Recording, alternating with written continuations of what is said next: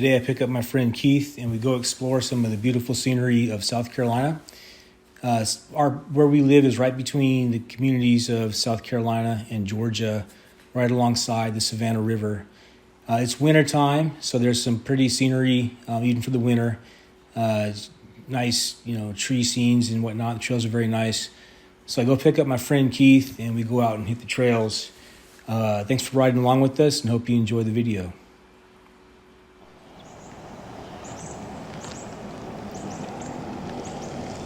Keith lives in a suburban area nearby, about 10 miles away from my house. So go pick up my buddy, and then we go hit the trails.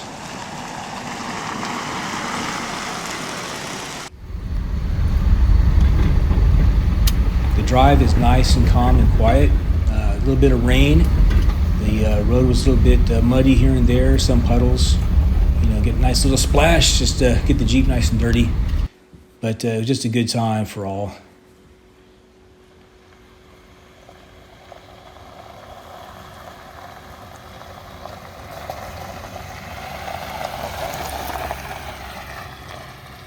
So it's just after New Year's, and we're just out getting some fresh air.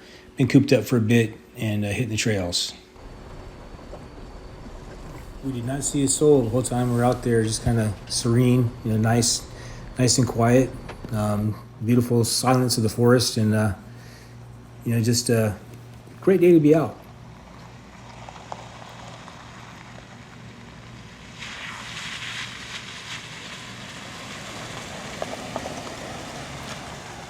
Okay, and then the shenanigans begin. Welcome to another edition of We're Outside Somewhere in South Carolina, talking about Jeep stuff.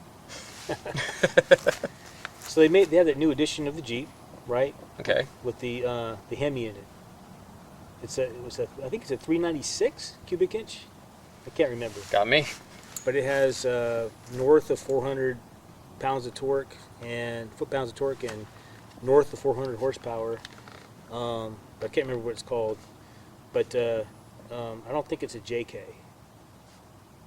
Okay. So I just can't remember. So you had what was the Jeep you had again? I had a CJ7 Okay. Laredo. CJ7 Civilian Laredo. Jeep. Don't know what the 7 stands for. They had the 5 before that. Anybody knows what a 7 is? 7 and the 5 comes is. after 5. I know that. But there's what about the 6? Is there a 6? I don't know. You see, my 7 had a 6-cylinder, so. Not a 7-cylinder. No. Huh. So it wasn't made in like Yugoslavia. No. They had a 3-cylinder car. Remember those? The Yugos? The Yugos, yes. Yeah, they had 3 cylinders. I had a 3-cylinder Metro, and that was actually pretty good. Okay, anyway, so let's get back to the Jeep stuff. So what does that mean anyway? What does JK even mean? What, Jeep stand for J, I'm assuming? I would assume it stands for Jeep, And but the K, would it be a frame thing? I don't know. Okay, then you got the L, the JL. Is that Jeep Limited? So I don't know. I don't know. But I don't know why they call it limited, because it's like better than the JK. So like the JLs have the automatic start button. You just push it with the proximity of the key fob. You press the button and it starts. The grille is rounded in the front a little bit, and the lights on the fenders, you can see them in the very front of the fender, whereas the JKs have a flat grille. The turn signal is on the actual left side and right side of the actual fender well, and there is no push button start. So and the JKU is the JK Unlimited, which is the 4-door edition of the JK. It's longer. So mine is, as you know, is the 2-door. I guess it's the limited edition, right?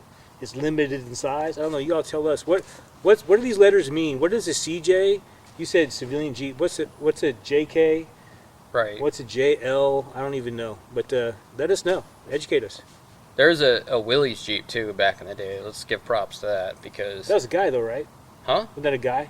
Well, you had, Really? you had the Willys vehicles. He plays awesome blues, man. I heard that dude one time. He was getting down. Like slide guitar. That's not what we're talking about. But the old military Jeeps as well. Those I think those were under the Willys umbrella. So because Jeep wasn't part of the Chrysler family back in the day. So Okay. there's a history to that. Yeah, it was a military vehicle. Right. They say it was really GP for general purpose.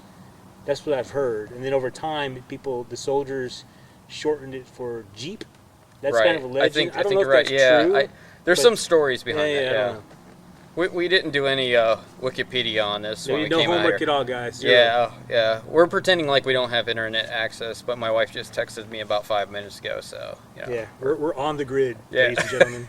We're off the on grid. Yeah. Yes. So we don't know what these letters mean. I don't know, but I do know the difference. Like I said, you can visually see a JL, a JK.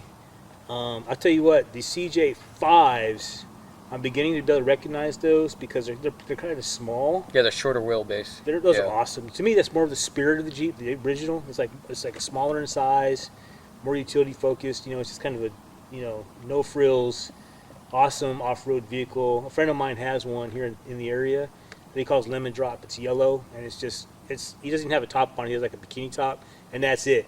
So he just it's totally rough in it. That Jeep is amazing though. Awesome. That's a definite driver's vehicle because the shorter wheelbase meant for the older ones, at least I know, they tipped over easier. So, okay, but let me ask you this. So those guys out there that have the by the way, I have a 4-door Jeep. It's my wife's. She drives it. So we have both. I have the 2-door JK, and mine's a 2017. My wife has a 2016 JKU, and that's a 4-door. And I tell you, when I see some of the video footage, like in the Rubicon, and I see some of these 4-door Jeeps out there, I'm not sure if they do better than the 2-door. I don't know, but they all seem to do well. But it seems to me the smaller ones, like this one, might do better because the wheels are closer together. There's less to scrape to bottom out. Am I wrong about that? I think, well, it depends upon what size tire, how much clearance you have. Well, sure, but all things being Obviously, equal, right? but you're right. It would do better. Which one? Yours Okay. on certain instances. Okay. You also have a shorter wheelbase, so you can get around corners a lot easier. It'll tip over easier too.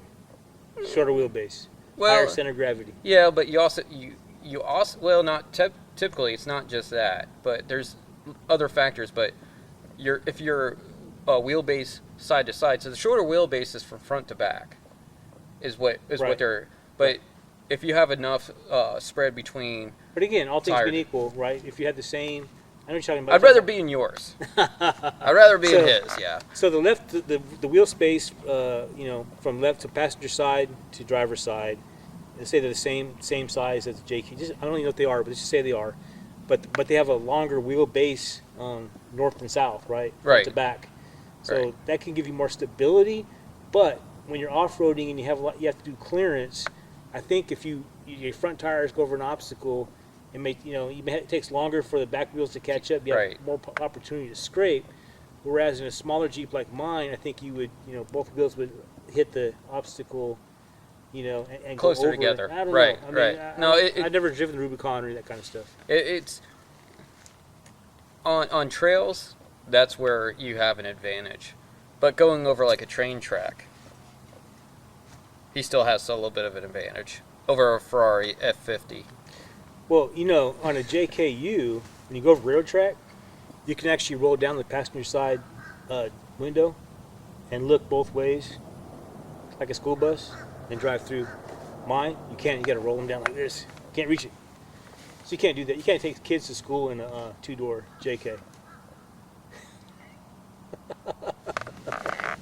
And later on, we're going to talk about how I caught a great white shark in the middle of a lake.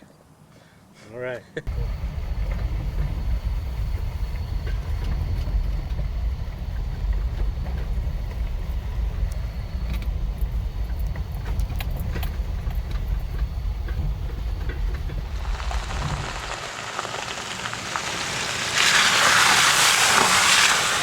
On the side of the Savannah River, and I was out here just for a few minutes too long, and Jim abandoned me. He left me all by myself, so I'm gonna have to walk home.